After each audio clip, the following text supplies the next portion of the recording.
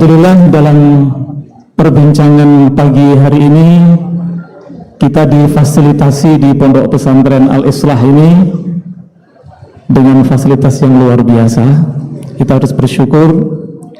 Tadi disampaikan oleh Kiai Tanggul, yaitu host kita yang sudah sangat terkenal, tentang persoalan ekonomi. Jadi begini, memang benar yang disampaikan hadirin sekalian, kita saat ini sebenarnya memang tidak sedang baik-baik saja dalam masalah ekonomi ini. Kalau kita baca APBN kita saat ini terpaksa harus nambah hutang 696,4 triliun. Harus nambah hutang hampir 700 triliun. Berarti ini sedang tidak baik-baik saja. Kalau kita bayangkan sebuah keluarga di awal bulan harus nambah hutang, berarti keluarga ini sedang tidak baik-baik saja. Dan nambah hutangnya itu diambilkan dari penjualan SBN, surat berharga negara. Itu SBN, ada yang dari SBN retail, non-retail, falas, dan juga dari pinjaman luar negeri. Ini berarti sedang tidak baik-baik saja. Belum lagi hadirin sekalian, kalau kita bicara ekonomi kita saat ini, itu sebenarnya hutang kita, hutang pemerintah itu sudah 7.554,2 triliun. Hutang swasta lebih besar sedikit dari itu, berkisar pada antara itu. Berarti kalau di total hutang pemerintah dan hutang swasta itu sekitar 15.000 triliun. Kalau dibagi dengan 270 juta penduduk, itu bisa ketemu 50 juta lebih. Masya Allah. Jadi kalau misalkan seperti Al-Fakir, ya, saya punya satu istri, Yai Khalil. Saya nggak bisa bayangkan kalau kemudian ada yang istrinya 3 atau 4, kemudian ya, misalkan saya nggak tahu advokat senior kita ini ya berapa istrinya juga. Kalau kemudian ada seseorang punya istri 1, kemudian anaknya 2, berarti 4 kali 50 itu 200 juta. Artinya secara hakikat, secara hakikat itu orang tersebut memiliki utang yang dia sebenarnya tidak pernah hutang sekitar 200 juta. Masya Allah. Itu kalau hutang pemerintah dan swasta. Kalau hutang pemerintah saja rata-rata per orang bisa kena 28 juta. Berarti kan sedang tidak baik-baik saja. Nah, kondisi itu diperparah lagi dengan apa? Pada tahun ini ada cicilan hutang sebesar 445 triliun yang harus dibayar. Ditambah lagi dengan riba, kita sebut riba karena memang itu riba atau suku bunga, 441,4 triliun yang harus dibayar. Berarti dalam 1 tahun ini saja itu ada 700 ditambah 450 ditambah 450.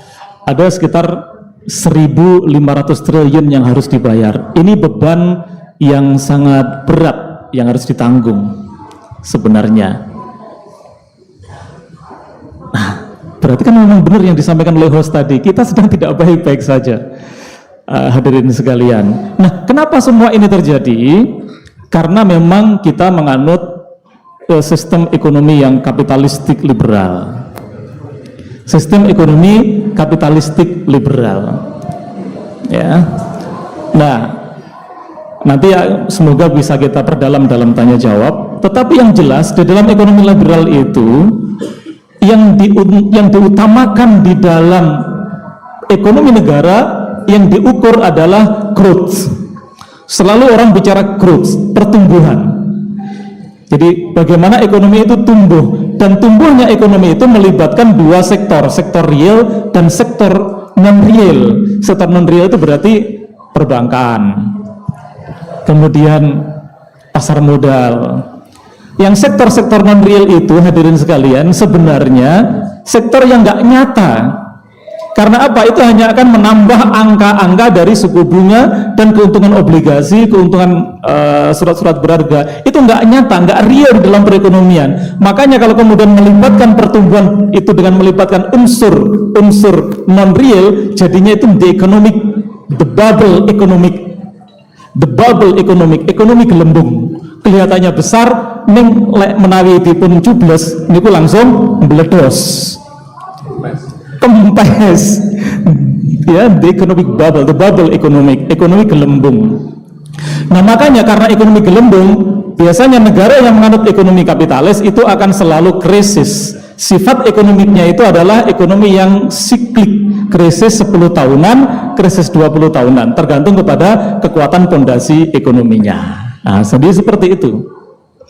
Jadi itulah ekonomi kapitalis yang kemudian hanya melibatkan pertumbuhan saja. Mereka menganggap bahwa kalau PDB itu tinggi, kemudian dibagi dengan jumlah penduduk, kemudian menjadi income per kapita tinggi, dianggap itu negara makmur. Padahal tidak demikian, itu tertipu. Karena apa? Tingginya income per kapita seringkali dikatrol oleh beberapa orang kaya saja. Misalkan di Indonesia ada 30 orang kaya, sedangkan yang jutaan lainnya itu tidak kaya, bisa saja IP-nya tinggi karena dikatrol oleh beberapa orang kaya.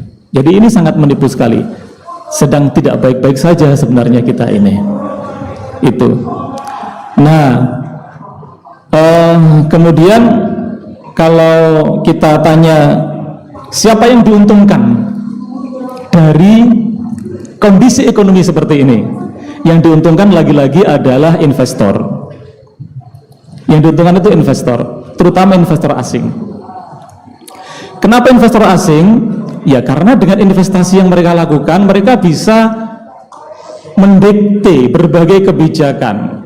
Anehnya para investor itu malah dikasih karpet merah berupa undang-undang Cipta Kerja. Ini Prof. Suteki ini yang ngupas, atau Pak Taufik. Ya.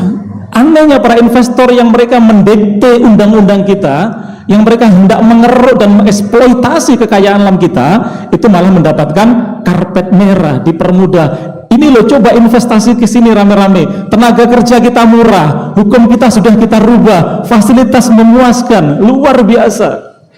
Malah anehnya seperti itu, dikasih karpet merah. Investasi terus ditarik, padahal apa? Investasi kita itu sudah tinggi loh sebenarnya. Kapan hari itu Pak Faisal Basri mengatakan bahwa kita ini sudah 20 termasuk the big state, 20 negara yang investasinya cukup besar, Prof. Tetapi ikornya itu kecil, ikornya itu besar. Ikor besar itu menunjukkan bahwa tidak efektif investasi itu. Incremental credit output ratio. Incremental credit output ratio, semakin besar incremental credit output ratio, itu berarti investasi itu semakin tidak efisien. Lah ikor kita itu 6,3% itu tinggi banget itu. Berarti nggak efisien investasi itu. Kenapa dipaksakan terus investasi?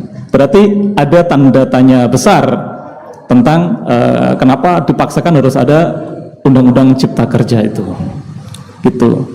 Nah, ini adalah maka disebut sebagai problematika bangsa yang kita setidaknya harus tahulah persoalan itu, karena ini ada di sekitar kita. Nah, oleh karena itu, maka sebenarnya tawaran yang paling pas itu adalah kita harus tinggalkan kapitalisme itu. Tinggalkan kapitalisme itu. Dan kembali kepada satu sistem ekonomi yang fitrah, yaitu sistem ekonomi Islam. Di mana inti dari ekonomi Islam itu tidak hanya sekedar mengejar pertumbuhan, tetapi adalah by name by address, itu terurus dengan baik. Karena politik itu adalah riayatus su'unil ummah, memelihara urusan umat, berarti datanya harus by name by address, tidak sekedar dilihat dari pertumbuhan saja. Oleh karena itu, maka sistem kepemilikan itu harus sudah jelas dulu. Kepemilikan individu, kepemilikan umum, kepemilikan negara, itu harus sudah jelas dulu. Nah sekarang ini nggak jelas. Kepemilikan umum seringkali kemudian menjadi negara, milik umum jadi milik negara. Dan itu berarti sebenarnya ada pengkhianatan terhadap salah satu pasal di dalam Undang-Undang Dasar 45. Di Undang-Undang 45 ada satu pasal bumi dan air dan kekayaan alam yang terkandung di dalamnya dikuasai oleh negara untuk dipergunakan sebesar-besar kemakmuran rakyat. Tetapi sekarang ini untuk sebesar-besar kemakmuran para investor. Ada pengkhianatan terhadap salah satu undang-undang. Nah, itu Prof. Daniel nanti yang membahas. Saya kira ini hadirin sekalian, saya di awal ini hanya memberi pengantar saja. Ya, nanti yang lebih dalam adalah para profesor yang ada di sini, dan nanti akan kita kupas lebih dalam lagi di dalam tanya jawab. Insya Allah ini yang bisa saya antarkan. Ustadz Slamet, untuk selanjutnya saya kembalikan kepada panjenengan. Iya.